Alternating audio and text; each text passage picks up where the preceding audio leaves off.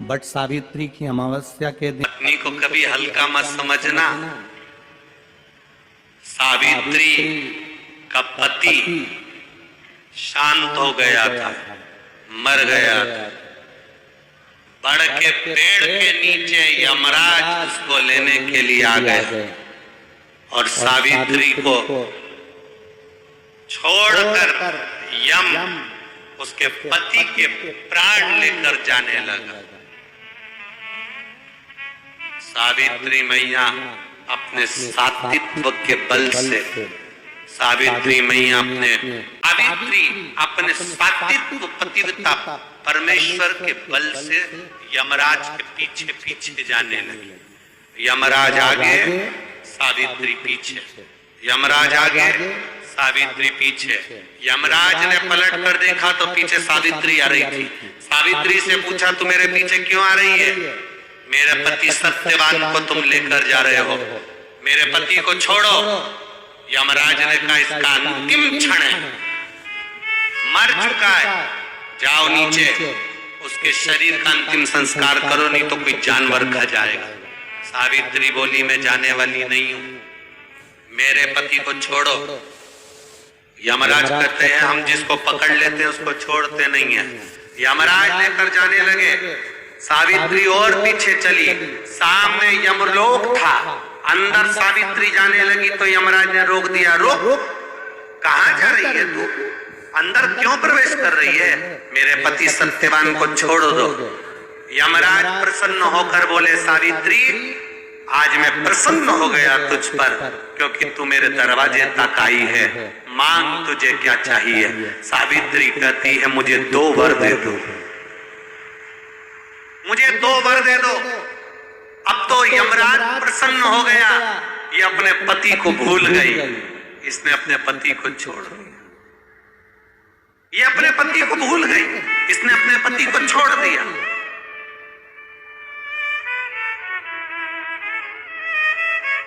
और इसने अपने पति को छोड़ दिया।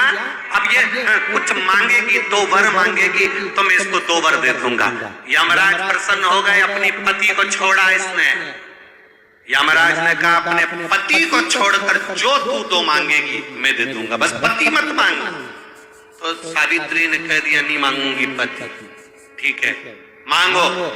सावित्री ने कहा, पहला वर दीजिए, मेरे सास ससुर की आंख में रोशनी नहीं है, उनकी आंखों से दिखता नहीं है, बस इतना सा वर दे दो, उनकी आंख की रोशनी आ जाए और वो अपनी गोद में अपने पोते को खिलाएं, बस ऐसा वर दे दीजिए।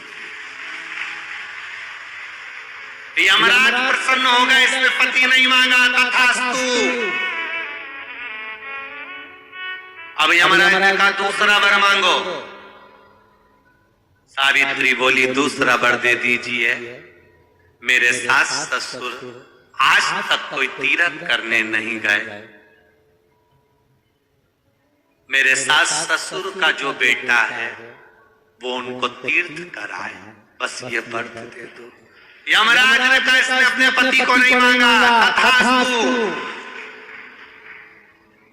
अब यमराज ने कहा, जा सावित्री के कहां जाऊं?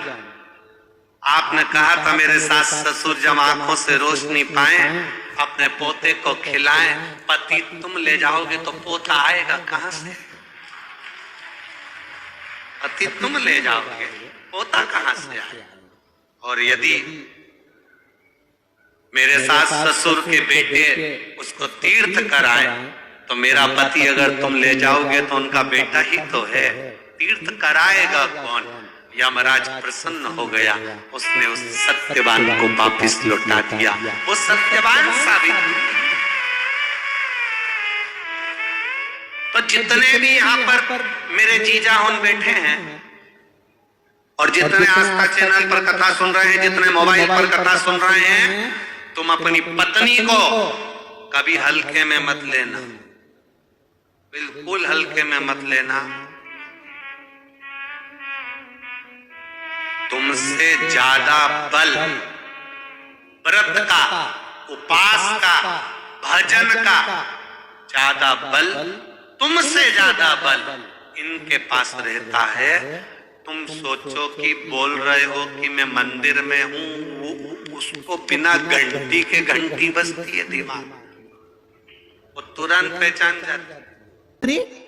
यमराज से कह रही है मेरे पति को छोड़ दो। यमराज कह रहा है सावित्री तेरा पति मर चुका है, मांग के सिंदूर को पोंछ दे। सावित्री कहती है पूरा श्रृंगार उतार दूंगी पर मांग का सिंदूर नहीं पूछने दूंगी। तब यमराज ने कहा जब तक तू मेरे मांग का अपनी मांग का सिंदूर नहीं उतारती तब तक तू मेरे पास नहीं आ सकती। भगवान यमराज से सावित्री ने कह दिया मैं भी तुझे वचन देती हूं यमराज, मेरी मांग में जब तक सिंदूर है, जैसे सीता ने लाइन, लक्ष्मण जी ने लाइन खींच दी थी और सीता पार नहीं जा सकती थी, मैं भी तुझे वचन देती हूं जब तक नारी की मांग में सिंदूर है तब तक तू उसके पति को उसके सामने लेकर नहीं जा सकता, यह भी मैं तुझे कह देती हूं। यमराज भैंसे पर सवार होकर सत्यवान को लेकर जा रहा था, सावित्री से वचन पर वचन चल रहे थे। पेड़ के नीचे छोड़कर आए। क्या चाहिए तुझको, क्या चाहिए तुझको, क्या दूं मैं तुझको,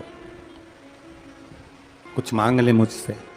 सावित्री कहती है क्या दोगे आप, मेरे पति के प्राण दे दो बस वापिस, और कुछ नहीं चाहिए। यमराज यमलोक में प्रवेश करने लगा। मांग के सिंदूर में से थोड़ा सा सिंदूर सावित्री ने केवल हाथ में लेकर अपनी बिंदी पर जो लगाया, सत्यवान को लेकर यमराज अंदर नहीं जा पाया। बाहर खड़े होकर कहता है मांग ले, मैं तुझे एक वचन नहीं, तू बोले तो मैं 2 वचन दे देता हूं, तू बोले तो मैं 3 वचन दे देता हूं, तू मांग क्या चाहिए। अब सावित्री ने कहा देना चाहते हो, हाँ। अब यमराज को लगा कि लालच में पड़ गई सावित्री, तब कहा पहला वचन दीजिए मेरे अंधे सास ससुर के नेत्र वापिस आ जाएं। यमराज ने कहा तथास्तु। दूसरा वचन दीजिए मेरे सास ससुर अपने पोता पोती का मुख देखें। यमराज ने कह दिया तथास्तु।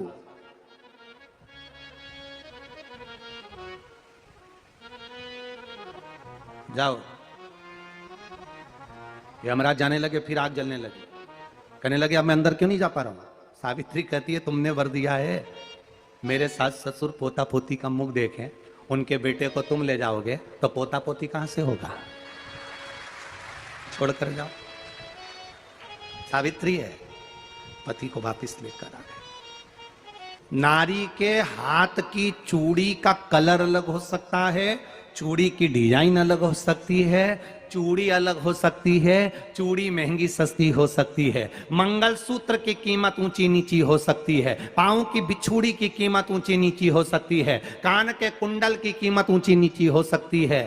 तुम्हारे शरीर पर जितने जितने 16 श्रृंगार हैं उसकी कीमत ऊंची नीची हो सकती है। केवल मंगलसूत्र की डिजाइन बदल सकती है, नाक की लौंग की डिजाइन बदल सकती है, कान के बुंदे की डिजाइन बदल सकती है, हाथ की चूड़ी की डिजाइन बदल सकती है, पांव की पायल की डिजाइन बदल सकती है।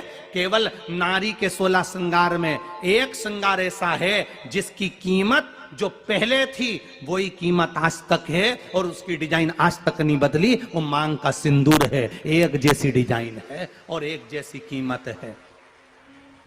सारे श्रृंगार की कीमत अलग, पर मांग में जो सिंदूर डाला जाता है वो एक कीमत का होता है, एक डिजाइन का होता है और एक जैसा होता है, और वो सबसे भारी होता है। सावित्री